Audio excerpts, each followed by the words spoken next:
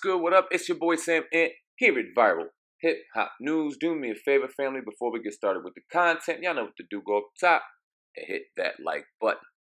Alright, so I know I'm not the only one out there whose favorite show growing up, and even probably now, was this brothers right here, the Martin Show. I guess it first aired maybe 94 sometime, so well over 20 years ago.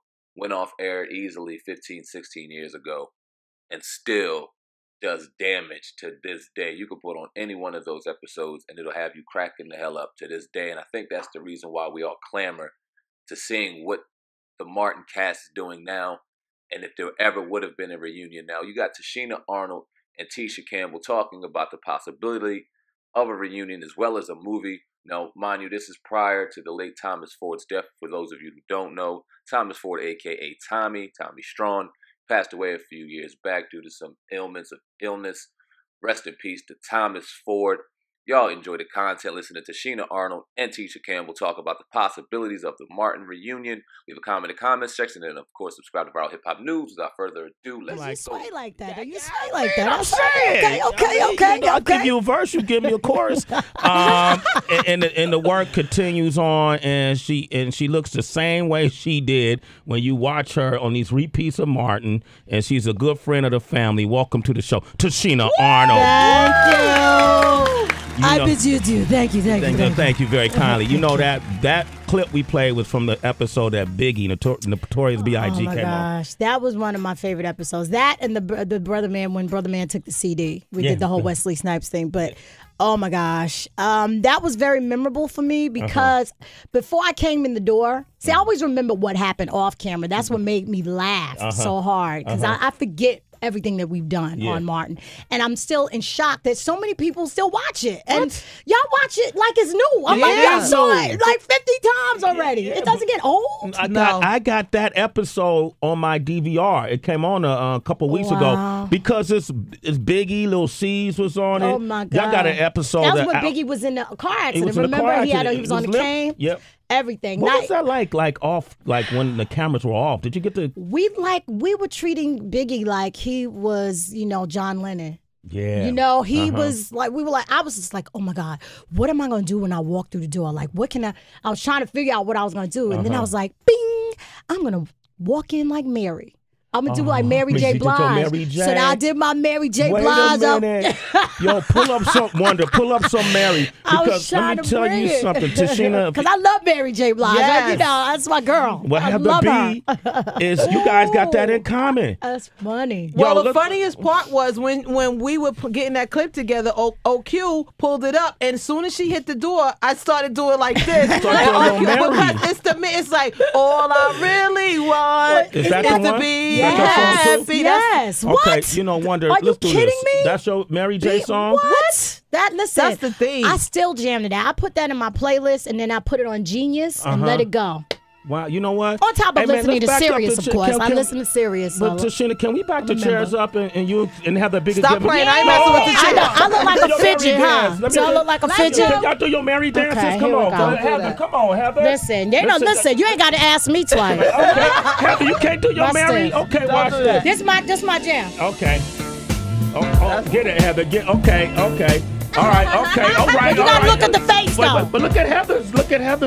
Look at that. Wow. Look at Tichina and Heather having a Mary battle. All right, wait, Heather, do the dip. Do the Mary dip. Whoa. Somebody help them up. All right. Okay. Yeah, I like this. Look at my shoes. Damn! I won. Okay.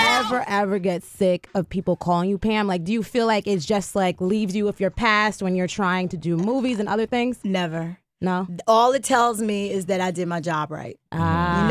It doesn't. Like if I know you and we've been around each other and we hung and you still calling me Pam, yeah, I'm gonna have a problem with that. But I don't mind it because if you I can't believe people are still enjoying Martin as much as they are. It was funny. It was funny when you watch the reruns. It's extremely fun. Go ahead, Ty. Say what's up to What Tichina. up, Pam? Hi, boo. Hey.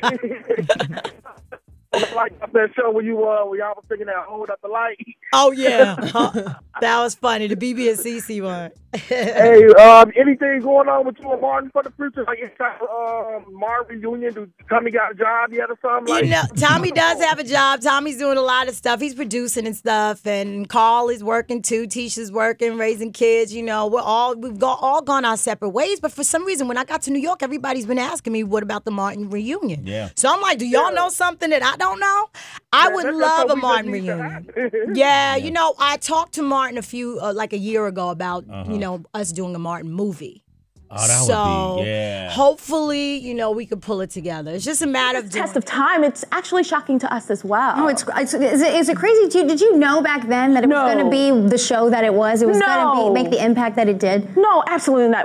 All we wanted to do was make people laugh and have a good time. And so we never really thought about that it was going to be what it is today, and that I have little 5-year-olds that were never even born going, damn, Gina. You know what I mean? Does that ever get old? It never gets old. It never gets old? It never gets old. I was telling the makeup artist, Kim, in the back, I was talking to her about the communication that we do as artists. As artists, we communicate. And so when people say, damn, Gina, or they say hello, or may I have your autograph, it's very important for people to actually speak back to them and, you know, honor that, because we spoke first. Mm-hmm. We are speaking through our art form. So we say hi first. So, of course, you need to I love that. Plus, we're all big fans. Question. What do you think? Do you think, after all these years, the characters, Gina and Martin, do you think they'd still be together? Oh, yeah. Definitely. Those characters? Yeah. Absolutely. Well, here's my part two. Do you think we'll ever get a reunion special? Probably not. Because, let me tell you, because you don't want to mess up a good thing. Now, you remember, no offense, y'all, the Brady Bunch reunion.